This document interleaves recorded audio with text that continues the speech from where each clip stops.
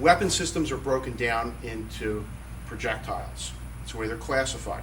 Some of this information is for, I teach in the firearms class. I'm not going to turn into a ballistics class, but I just want you to understand, because we are talking about firearms, why it's important to stop the firearm before it's deployed. And knives and bladed weapons are also considered projectiles, okay? Here is, I'm going to put my glasses on. Here is a 7.62 by 54. Okay, it's one of the oldest military rounds still in use. This was used for the rifle people in the Mosin Nagant and the Dragunov and the PSLs. This is moving at about 23 to 3,000 feet per second, and it has an energy impact of about 2,400 to 3,000 feet-pound. This is a 338 Lapua. This is moving about the same, about 2,900 feet per second, and it hits a target with about 5,000 feet-pound pressure. This is the infamous AK-47 round, 7.62 by 39. This is moving at about 2,300 feet per second, and it's hitting a target at about 1,600 feet per second. And these are all considered high-velocity projectiles. I'm not going to get into yaw, I'm not going to get into fragmentation, but you can see that when these projectiles hit you, they cause damage directly by ripping, and they leave a permanent cavity. You can see it here. But they also cause what's called a temporary cavity, where the energy that's transmitted by these is actually pushing the structures away. So it not only causes trauma by direct impact, it causes trauma by causing the structure to push away and come back. That's a ripping. So it's actually a ripping. Handgun, and this is a 44 Magnum.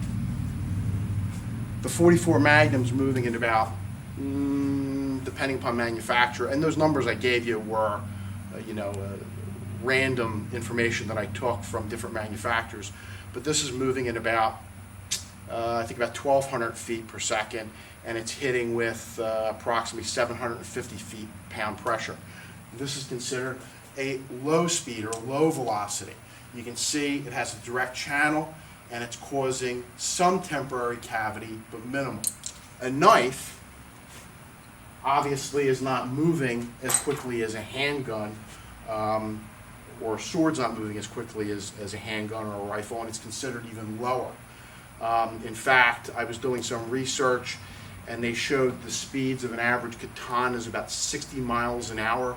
That translates to, I think it was about 88 feet per second. So all of these are going to cause different levels of trauma. Obviously, in an inexperienced hand, this is going to be considered a low velocity. In an experienced hand, like somebody like Eddie's going to be able to create these kinds of injuries. That's why you don't want Sensei Ed, to pull the knife out, because he's not going to cause the lower, he's going to cause a higher type injury just by the type of trauma that he's going to be able to sustain with this knife, because we regularly train with these weapons on a daily basis.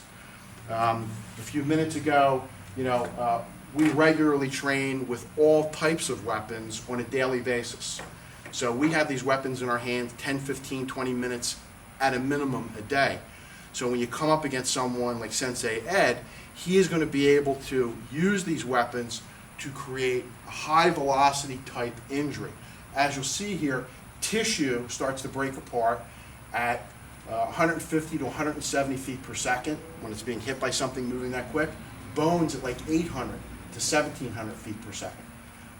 But an individual that really knows what he's going to do is very lethal, very dangerous. So what you should take away from this information is you don't want to deal with any of this. You want to stop it before it's deployed. Once it's deployed, it's a problem, and it makes it very difficult to deal with performing any countermeasures against it. You want to deal with it when it's in his hands, and we're going to show you that in a few seconds. Ed, do you have anything to add?